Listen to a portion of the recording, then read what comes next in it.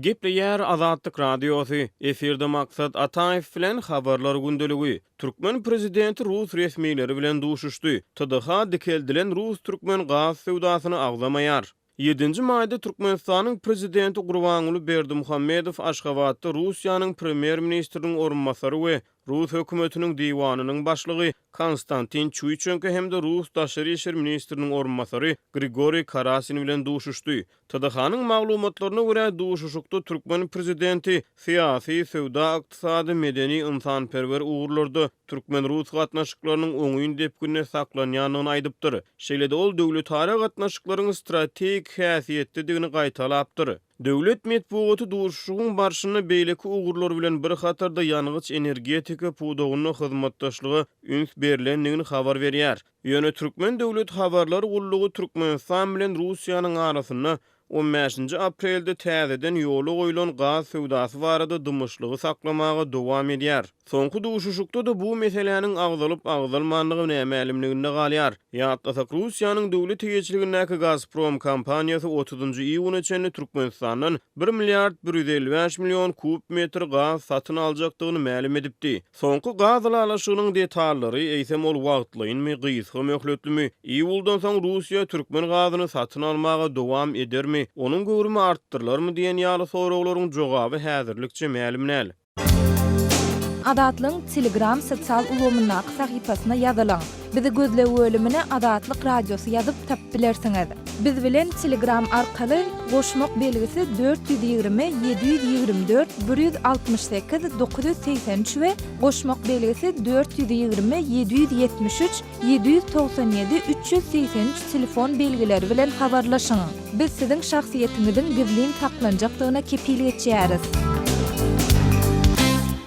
Gepleyer Azadlyk Radiosu, efirde maksat Ataev bilen habarlar gündöligi. Berdimuhammedow sylyň täsirini agzamazdan gowaçy ekişiniň depkünini ýokurlandyrmagy tapşyrdy. Türkmenistanyň prezidenti Gurbanuly Berdimuhammedow 2-nji maýda video ara gatnaşyk arkaly ministrler kabinetiniň nobatdaky sanly mejlisini geçirdi. TDH-nyň maglumatyna görä mejlisde ykdysadyýetiň dürli puwdaklaryny soňky 4 aýda bitirilen işleri garalypdyr. Mejlisiň dowamyny döwlet baş tutany owa hojalyk puwdagyny gödäwçilik edýän vice-premier Esenmurat Urazyeldiýew ýüzlenip, ýurtda alınıp barlayan gowaçy ekişiniň depkünini ýokurlandyrmak üçin zerur çäreler görmegi tapşyrdy diýip döwlet medeniýeti habar berýär. Esenmurat Urazyeldiýew mejlise hasabat bilen eden çykyşyna şunlar welaýatlarda gowaçy ekişini üstünlükli tamamlamak üçin ähli zerur çäreleriň görülýändigini aýtdy. Türkmenistanyň köpçüliklerin gowaçy ekmek işlerini Ahal, Balkan, Lewap we Mary vilayatlarynyň paýtaşlary 23-nji martda, Daşoğlu vilayatynyň daýhanlary biraz geç 27-nji martda girişipdiler.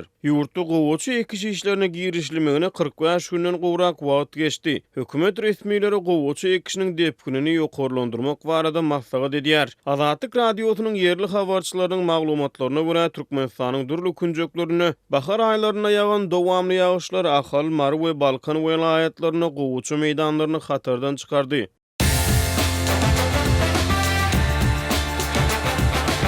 Дорогие радиослушатели, информация радио «Азатлык» теперь доступна и на русском языке. Наш сайт на русском – rus.azadkhabar.com.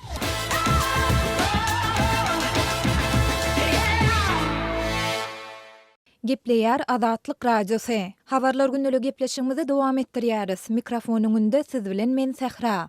Türkmenistanda atymlyk çaýyň hiliniň juda yaramadlaşandygyny, şol bir wagtda onuň bahasynyň ýokurlanýandygyny Adatlyk Radiosynyň ýurt içindäki habarçylary habar berýärler. Atymlyk çaýyň hili ören pesag açyp oňa dürli zirdiwiller, şol sanda çöp çalamlar garylýar. Ýaşaýjylar çaýyň islerini görnüşine haşal otlaryň ýa-da ýorunjanyň garylýandygyny aýdýarlar. Käbir adamlar çaýda gamşyň ýapraklaryny, çöp çalamlaryny hem tapandyklaryny aýdýarlar. Soňky döwürde bu çöp çalamlar ilat arasynda mahorka diýilip atlandy temmäke garylyp satylýardy. Indi bu çöp çalamlar atymlyk çaýa da garylyp başlandy diýip anonim şertde maglumat beren habarçy 8-nji maýda gurrun berdi. Ol Türkmenistana gök we gara çaýlaryň esasan Hytaýdan we Irandan import edilýändigini aýdyp, häzirki wagt atymlyk çaýlaryň hiliniň yaramadlaşandygyny ýurdun dürli velayetler şäherlerinde eşitse bolýandygyny hem belledi. Mundan öň atymlyk çaýyň tebii gow tagym bardy. Ýöne soňky döwürde onuň düzümi ören ownyk. Çaý demläningden soňra ol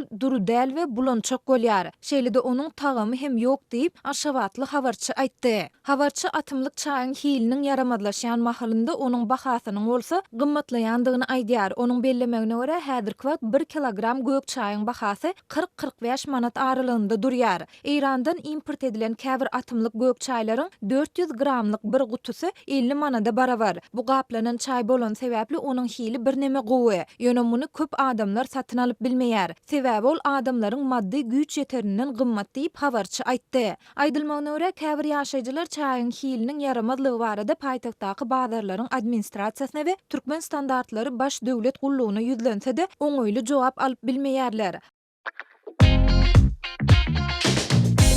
Türkmenistan'dan Azatlyk Radiosynyň azathabar.com web saytyna Sayfon 3 proxy ulgama arkaly howpsuz ýagdaýda girip bilersiňiz. Sayfon 3 dowamly özgörýär. Şonuň üçin ony her 2 hepdeden täzelep durmagy unutmaň.